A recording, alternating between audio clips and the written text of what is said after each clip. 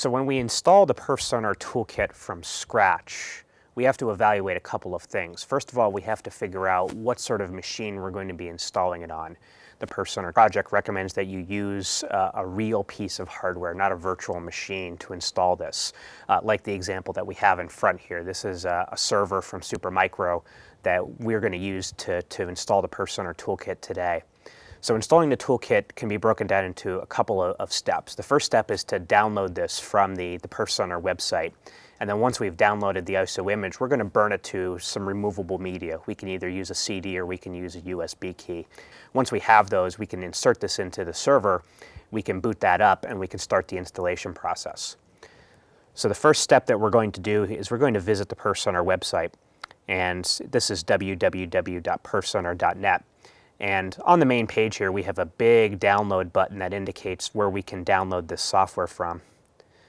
So when we click on it, we're given a couple of different options. We're going to go towards this first option right here, which is downloading perfSONAR. And there's another link where the different ISO images can be found. So you'll choose the appropriate ISO image for your specific product. In this case, this is an x86 64-bit operating system. And we're going to use the net install image, which is located right here for that particular form of software. It's also a good idea to download the MD5 sum and verify this so that you can identify if the download had any checksum errors. So once we have this downloaded on our host and we burn this to removable media, USB key or CD, we can launch into the installation process. And we're going to step through the installation process now, showing a couple of the key screens. And as I previously noted, this is an entirely enclosed operating system. You don't install this on top of a Windows machine or an existing server. This dedicates the entire operating system and some add-on applications for the purpose of network measurement. So when we boot up our host for the first time, we see a couple of screens. And what this is the operating system loading itself onto the machinery so that we can start to do the individual steps of installation. So anybody who's familiar with installing Linux, these screens will look very familiar to you. The first thing that we need to do is we need to choose a language, and these are the default options that are available to the base operating system. I'll choose English in this case, and the US localization.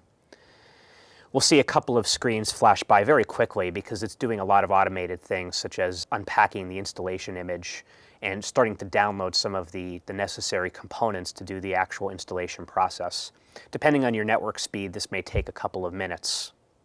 Once this installation image is loaded, there's going to be a couple more screens that are going to flash up that are going to require user input. The perfSONAR toolkit installation process is meant to give you sensible defaults. So if you're installing this at home or in a remote location, you should just have to click a couple of keys and the process will start automatically without much user intervention. So once the image is loaded, we can then set our time zone. In this case, we're going to set the time zone to be Pacific Standard Time, America, Los Angeles. The next thing that we need to do is enter in a root password.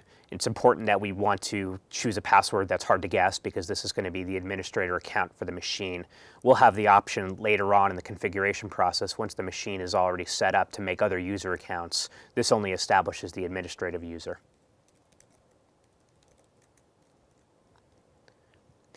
The next option is to devote the amount of space to this installation process.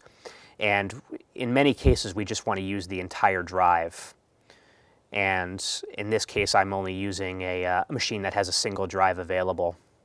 So we click OK on that, and it devotes the entire hard drive to the installation of perfSONAR. It's going to create some file systems, and it's going to start writing those out to file. Then it'll begin to download the different packages that are available to us.